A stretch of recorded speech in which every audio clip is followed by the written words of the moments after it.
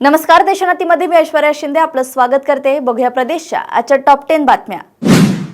मुख्यमंत्री देवेंद्र फडणवीस यांनी गेल्या महिन्यात मुंबईला कुंभमेळा नियोजन बैठक घेतली होती। त्यावेळी गैरहजर असलेले उपमुख्यमंत्री एकनाथ शिंदे यांनी आज नाशिकमध्ये सर्व संबंधित शासकीय यंत्रणांची बैठक बोलावली आहे।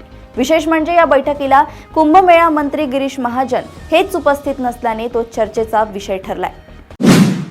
येत्या 19 फेब्रुवारीला राज्यात शिवजयंती कशी साजरी करायची या संदर्भात केंद्र सरकारने राज्याला पत्र पाठवले।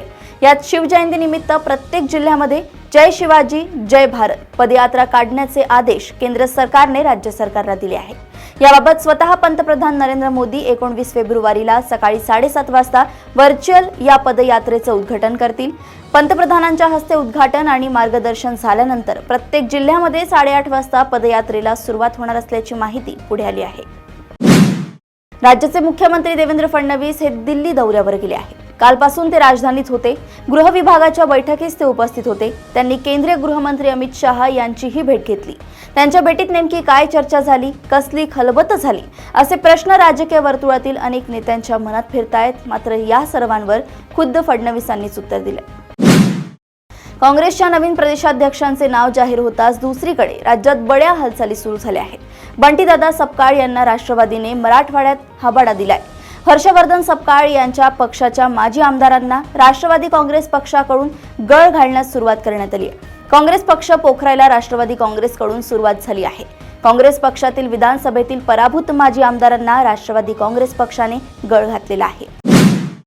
देहरोड इथल्या गांधीनगरमध्ये वाढदिवसाची पार्टी चालू होती। मंडपाच्या शेजारी असलेल्या रोडच्या बाजूला काही गाड्या लावल्या होत्या। यावरून यानंतर पार्टीसाठी आलेल्या युवकांमध्ये आणि 2 युवकांमध्ये वाद सुरू झाला। वाढदिवसाच्या पार्टीच्या वेळी एका व्यक्तीनं अंधाधुंद गोळीबार केला। यामध्ये एकाचा मृत्यू झालाय तर 2 जखमी झाले आहेत। मिशन टायगर अंतर्गत आता काँग्रेस, ठाकरे गट आणि मनसेचे तब्बल 10 माजी नगरसेवक शिंदेंच्या शिवसेनेत दाखल झाले। शिवसेनेचे नेते आणि उपमुख्यमंत्री एकनाथ शिंदेंचा आज नाशिकमध्ये दौरा आहे। या माध्यमातून शिवसेनेकडून जोरदार शक्ती प्रदर्शन केले जाणार आहे। मागील काही दिवसातच 3 माजी नगरसेवकांनी शिवसेनेमध्ये प्रवेश केलाय। त्यांना 5 कोटींचा प्रभाग विकास निधी आणि महायुतीच्या पॅनलमध्ये खात्रीशीर समावेश अशी ऑफर काही नेत्यांकडून दिली जाऊ लागण्याची चर्चा आहे।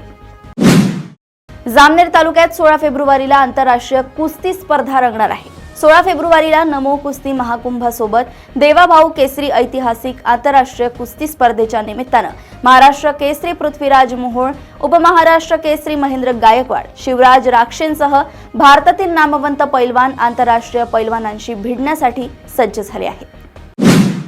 मुंबई विमानतळावरील एका CISF कॉन्स्टेबलच्या तत्परतेमुळे मोठ्या घटनेचा पर्दाफाश झालाय।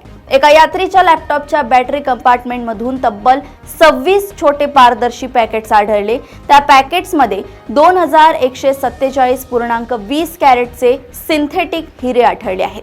या प्रकरणी CISFने मुंबईच्या छत्रपती शिवाजी महाराज आंतरराष्ट्रीय विमानतळावरून एका तरुणाला ताब्यात घेतलंय। भरतभाई गोविंदभाई नाथाने असं तरुणाचं नाव आहे। सुदर्शन घुलेला आवादा कंपनीला खंडणी मागितल्या प्रकरणी 12 फेब्रुवारी रोजी केज न्यायालयात हजर करण्यात आलं। त्यानंतर त्याला 2 दिवसाची पोलीस कोठडी ठोठावण्यात आली। आज 14 फेब्रुवारी रोजी पुन्हा एकदा केज न्यायालयात त्याला हजर केलं असता केज न्यायालयानं खंडणी प्रकरणात सुदर्शन घुलेला 14 दिवसांची न्यायालयीन कोठडी सुनावली आहे। सुदर्शन घुलेला न्यायालयीन कोठडी ठोठावल्यानंतर संतोष देशमुख यांचे बंधू धनंजय देशमुख बी टीमवर कधी कारवाई करणार असा सवाल त्यांनी उपस्थित केलाय। मुंबईतील गुगल कार्यालयाची जागा बदलणार नाही। वांद्रे कुर्ला संकुलात मध्ये असणारे गुगलचे कार्यालय त्याच ठिकाणी असणार आहे। महाराष्ट्राच्या फडणवीस सरकारने पुन्हा एकदा BKCवर भर दिल्यानंतर गुगलने कार्यालयाची जागा न बदलण्याचा निर्णय घेतलाय। पुढील 5 वर्षांसाठी गुगलने BKC मधील कार्यालयाचे कराराचे नूतनीकरण केले आहे। BKC वरळी मेट्रो कॉरिडॉर काही दिवसात सुरू होणार असताना गुगलने हा निर्णय घेतलाय। प्रदेशातील अशाच टॉप 10 बातम्या जाणून घेण्यासाठी बघत रहा देशोन्नती। नमस्कार। ठळक घडामोडींसाठी देशोन्नती न्यूज चॅनलला सबस्क्राइब करा आणि बेल आयकॉन प्रेस करा।